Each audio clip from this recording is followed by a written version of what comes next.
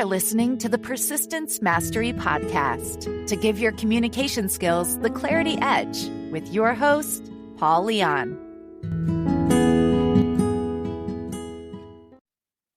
Hey guys, welcome back. So in today's episode, I want to cover a topic that is pretty hot and especially hot in the area of consultative selling. And this is something I have seen throughout my career in a lot of different mediums, from when I was selling cellular devices, software. And this is also going to be relatable to you whether your day-to-day is more of a consultative sales environment. And a consultative sales environment can look like a lot of different ways. But even if you're in a transactional sales environment, this is still going to be relatable to you too. And even if you're in neither of those two places on paper in your title, buckle up, because I think you're still going to get a lot of value in the concepts of what we're going to get into here. So we're going to focus on what happens when we deal with a prospect who's really only price shopping. And a lot of the time, this happens to us in a lot of different ways. It could be that your company's buying lists, and companies that provide those lists typically sell them to other companies too. Or maybe you're working with a vendor who is shopping or getting prospects. And there's a lot of different examples out there. The one that's top of mind is usually Angie's List, that a lot of people use, which is a great company. But regardless of the source you use to generate inbound leads to your sales process, I just want to say this up front: there will always be price shoppers.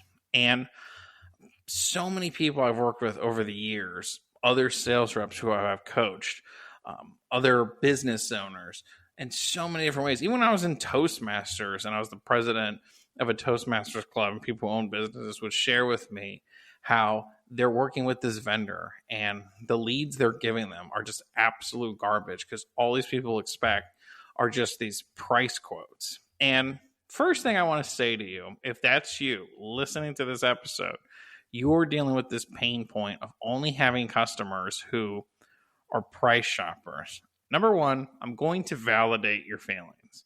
How you feel about that experience, that the leads stink, there's only price shoppers. I want to say to you, you're right. There are price shoppers. And a lot of those sources you use, that is going to be a variable in using with that vendor. But what can we do regardless? Because the one thing we don't want to do is enable the excuse. See, the more we enable the excuse that the leads stink, they're only price shoppers, I'm going to give them the price no matter what, ha ha ha, it's going to start to harm your perspective on what consultative sales needs to look like for your business. And a lot of the time when I get this conversation into my realm, I'll start asking questions such as, okay, the lead stink. Who owns the consultative process at the end of the day? That's a question I'll ask. Who owns the consultative process at the end of the day? Is it the prospect or is it the business owner? Because it can't be both. And I'm not saying it's not what's best for the customer. We need to think about them. I'm totally on board with all those philosophies. I am thinking about what's best for the customer. I am thinking about their needs. What real pain do they want to avoid? What real pleasure do they want to go toward? That's always going to be a variable. But I asked that question on who owns the consultative sales process at the end of the day, because if you don't own that process, if you don't own what it looks like, then the prospect's going to take it away from you, no matter what lead source you use, whether it's cold contacting, whether it's inbound leads or paying for lists. If you don't own what that consultative process looks like, they'll take it away from you. So that's the first question I'll start to get into in that conversation. The next variable I will get into when we're on this topic is, all right, now we've defined that you own the consultative sales process at the end of the day. Tell me, when a prospect starts to get into price and they start to gouge you on it, what are the things you do to pattern interrupt them? And a lot of the times people go, what do you mean by pattern interrupt? Well, pattern interrupt can mean a lot of different things. And you've probably heard that term if you've listened to Tony Robbins or some other self-help or professional development medium. Here's what it is, plain and simple. A pattern interrupt, and I'll give you an example. When I used to sell corporate gym memberships, there was a time where people would call in and they would say, how much does it cost for a gym membership? Here's an example of a pattern interrupt. And the first question we would ask as soon as somebody's like, hey, how much is your gym membership? The first thing we would say is like, oh my goodness, how'd you hear about us? And people will go, well, I heard about you because I went on the internet or whatever, but how much does it cost? Well, real quick, what are your goals in terms of costs? Well, my goals are, and I don't know if you're catching this right away, but the way I pattern interrupt people who are price shopping is I start to ask a series of questions around the number.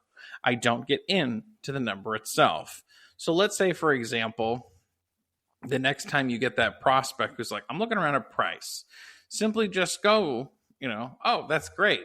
Listen, tell me about what goes into that price and what you're looking for from that business to deliver on the results.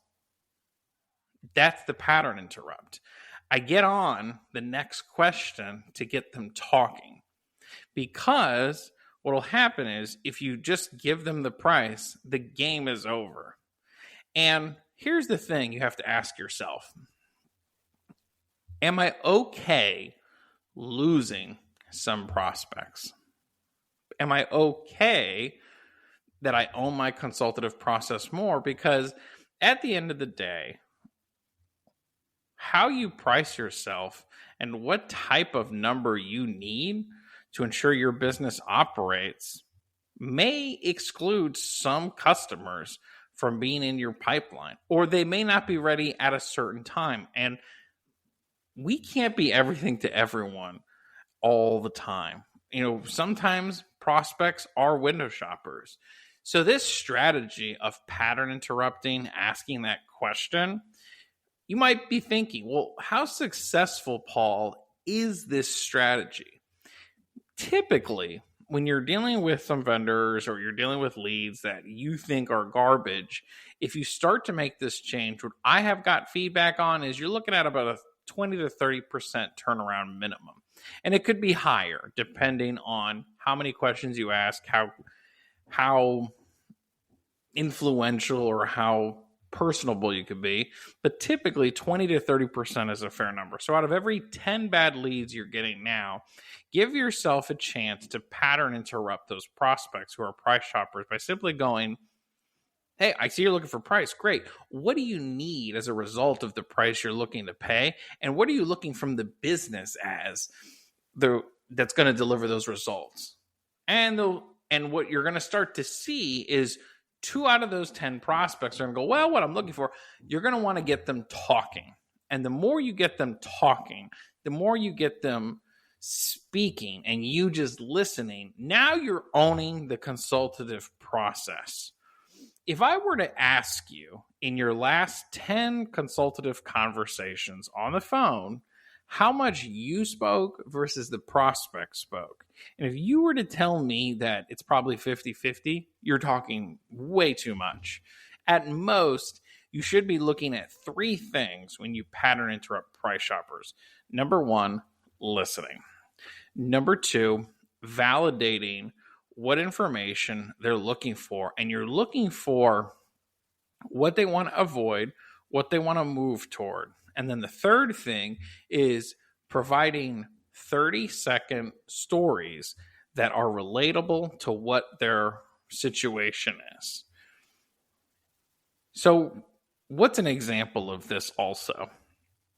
When selling software, I remember I was doing some cold contacting one day, and I had got an AWA association. That stands for a water association, American Water Works Association. There's like 30 plus of them in the United States. And I remember that there was one that I caught at the right time he's like, it's funny you call me. I'm actually waiting on another call from a similar vendor who's selling what you're selling, because I already have his quote in front of me. I said, you do? I said, yeah. He says, so what's your number? I said, well, let me ask you a question. I said, what's the number you're working with, and what results are you looking from that number and the company you decide to go with if it was us or them? And he goes, this is weird because it's a cold call. I said, well, I'm just making conversation now. You've already agreed that I'm a stranger. I'm just making conversation now. And he goes, well, what I'm looking for in this number is we want to avoid the pain of a lot of surgical data tracking. A lot of our time after an event ends is we're spending 2 weeks and we're hiring 5 or 10 volunteers to go through the data. I said, really? He said, yeah. I said, so what in the company sense are you looking for and deliver? Well, we're looking for an easy to use software. And he went on and on. And he wasn't expecting this call. Now, yes, there is a stroke of luck in this example I just provided you. But what is not luck is your ability in your next 50 to 100 leads who are just looking for the price is to pattern interrupt them with this question. What are you looking for as a result of that cost?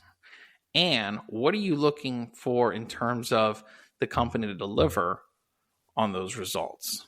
Just ask that question and let them talk. I will also give you a bonus tip. What if the prospect were to say to you, hey, if you don't give me the price, I'm going to walk. I'm going to give you 2 options. Option number 1. I believe option number 1's best. You get to decide. You own it at the end of the day. Option number 1 is define who owns the consultative process. So if somebody says, if you don't give me a price, I'm going to go with the vendor or walk. I will simply say this. That's okay. May I ask you a question, Mr. Prospect? And typically they'll go, yeah, sure, whatever. I'm okay being your number 2 choice. And they'll go, you are? I'm okay being your number 2 choice. Is it worth me coming out there to at least do a good assessment, and you can actually take our proposal and really be educated clearly on what results you're getting for? And if you need to price shop it, that's fine. I'm okay being your number 2 choice, but I won't be giving that quote until I do the assessment because it's what's best going to serve your results at the end of the day. That's my preferred method. If you have to give a price because you feel you have to take every shot, that doesn't make you a bad business owner. It doesn't make you a bad entrepreneur, in my opinion. The only thing I want to challenge you on is if you take option 2, ask yourself, are you owning the consultative process at that point? Are you?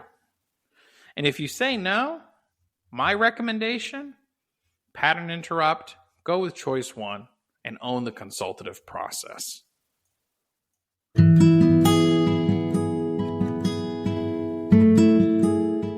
Thank you for listening to the Persistence Mastery Podcast. Subscribe to where you listen to podcasts. And if you want to hire Paul to train or speak for your team, visit persistencemastery.com and fill out the request training form.